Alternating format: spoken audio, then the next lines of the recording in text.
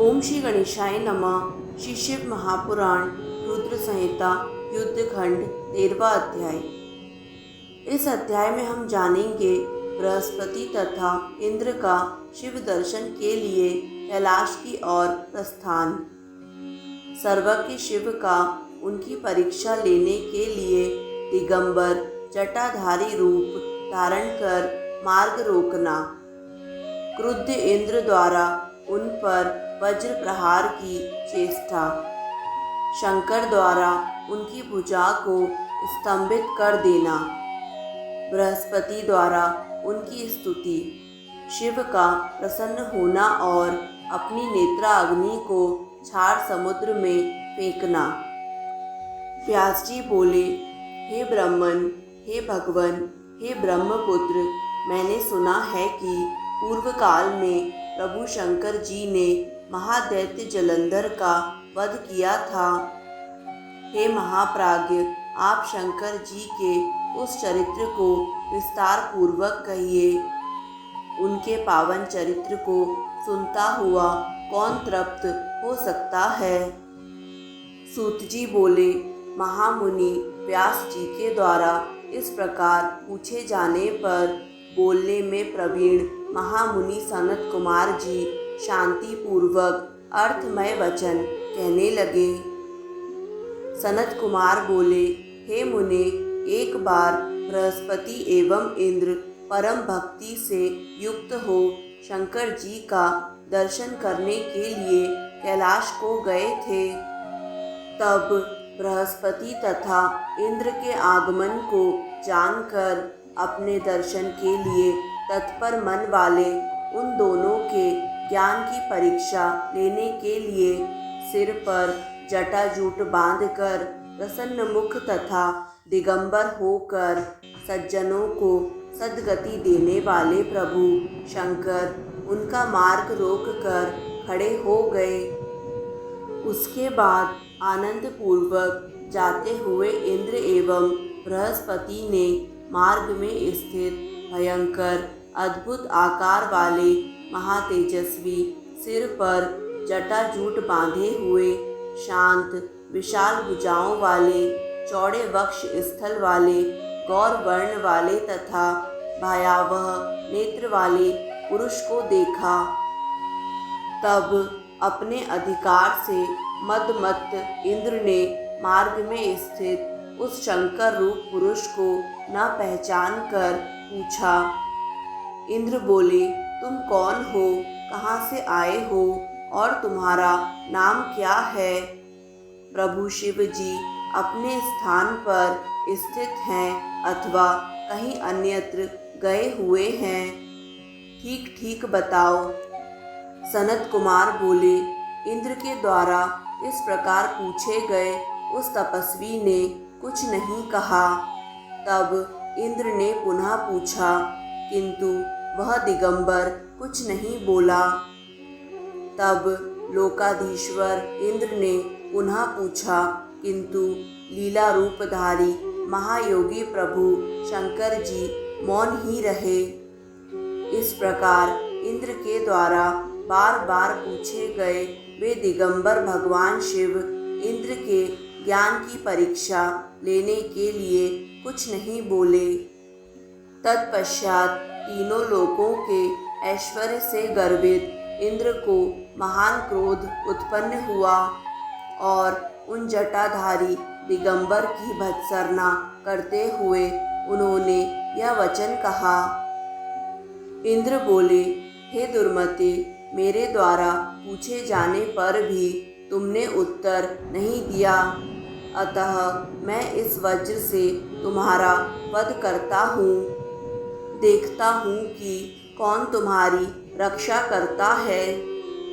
सनत कुमार बोले, ऐसा कहकर उन इंद्र ने क्रोध से उस दिगंबर की ओर देखकर उसे मारने के लिए हाथ में वज्र उठा लिया। तब सदाशिव प्रभु शंकर ने इंद्र को हाथ में वज्र लिए हुए देखकर उस वज्रपात को स्तंभित कर दिया। तत्पश्चात अत्यंत भयंकर तथा विकराल नेत्र वाले रुद्र क्रुद्ध हो अपने तेज से शीघ्र ही प्रज्वलित हो उठे, मानो जला डालेंगे। भुजा के स्तंभित हो जाने से इंद्र मन ही मन इस प्रकार प्रज्वलित हो गए, जैसे मंत्र एवं औषधि से अपने पराक्रम को रुद्ध देखकर सर्प प्रज्वलित होता है। तब अपने तेज से प्रज्वलित होते हुए उस पुरुष को देखकर और बुद्धि से उन्हें प्रभु शंकर जानकर बृहस्पति ने प्रणाम किया। उसके बाद उदार बुद्धि वाले बृहस्पति हाथ जोड़कर पृथ्वी पर दंडवत प्रणाम करके प्रभु की स्तुति करने लगे। गुरु बोले, देवादिदेव महादेव परमात्म स्वरूप सर्वसमर्थ तीन नेत्र वाले तथा जटाजूटधारी महेश्वर, आपको प्रणाम है। दीनों के नाथ, सर्वव्यापक, अंधकासुर का वध करने वाले, त्रिपुर का वध करने वाले, सर्व परमेष्ठी तथा ब्रह्म स्वरूप आप शिव को नमस्कार है। विरूपाक्ष, रुद्र, बहुरूप, विरूप, अतिरूप तथा रूप से अतीत आप शंभु को नमस्कार है। दक्ष यज्ञ का विध्वंस करने वाले, यज्ञों का फल देने वाले, यज्ञ स्वरूप तथा श्रेष्ठ कर्म में प्रवृत्त करने वाले आप शिव को नमस्कार है। कालांतक, काल स्वरूप, काल रूप, सर्प को धारण करने वाले परमेश्वर तथा सर्वत्र व्यापक आप शिव को नमस्कार है। ब्रह्मा के सिर को काटने वाले, ब्रह्मा तथा चंद्रमा से स्तुत आपको नमस्कार है। ब्राह्मणों का हित करने वाले आपको नमस्कार है। आप परमात्मा को नमस्कार है। आप ही अग्नि, वायु तथा आकाश हैं। आप ही जल तथा पृथ्वी हैं। आप ही सूर्य, चंद्रमा तथा नक्षत्र हैं। आप ही समस्त तारागण हैं। आप ही विष्णु हैं तथा आप ही उनसे स्तुत परमेश्वर हैं। आप ही सनकादि मुनि हैं। आप ही ब्रह्मा हैं तथा आप ही तपोधन नारद हैं। आप ही सारे जगत के ईश्वर हैं तथा आप ही जगत स्वरूप हैं। आप ही सबसे अन्वित, सबसे भिन्न एवं प्रकृति से परे हैं। आप ही ब्रह्मा नाम धारण कर रजोगुण से युक्त होकर सभी लोगों की सृष्टि करते हैं। आप ही विष्णु रूप होकर सत्व गुण युक्त हो संपूर्ण जगत का पालन करते हैं। हे महादेव, आप ही हर का रूप धारण करके तमोगुण से युक्त होकर संपूर्ण पांच भौतिक जगत का लीला पूर्वक संहार करते हैं। हे विश्व भावन, आपके ही ध्यान बल से सूर्य तपता है, चंद्रमा लोक में अमृत बरसाता है और पवन बहता है। हे शंकर, आपके ही ध्यान बल से मेघ जल की वृष्टि करते हैं और आपके ही बल से इंद्र पुत्र के समान त्रिलोकी की रक्षा करते हैं। मेघ सभी देवता एवं मुनीश्वर आपके ध्यान बल से तथा आपके भय से चकित होकर अपने अपने कर्तव्य का पालन करते हैं। हे रुद्र, आपके चरण कमल के सेवन के प्रभाव से ही मनुष्य इस पृथ्वी पर अन्य देवताओं की उपासना नहीं करते हैं और इस त्रिलोक के ऐश्वर्य का भोग करते हैं। इतना ही नहीं, वे आपके चरण कमलों की सेवा से ही योगियों के लिए भी अगम्य तथा दुर्लभ गति प्राप्त करते हैं। सनत कुमार बोले, हे व्यास जी, इस प्रकार बृहस्पति ने लोक कल्याणकारी शिव जी की स्तुति करके उन ईश्वर के चरणों पर इंद्र को गिराया।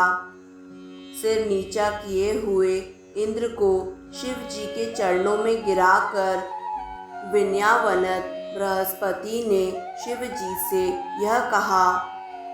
बृहस्पति बोले, हे दीनानाथ, हे महादेव, आपके चरणों पर गिरे हुए इंद्र का उद्धार कीजिए और अपने नेत्रज क्रोध को शांत कीजिए।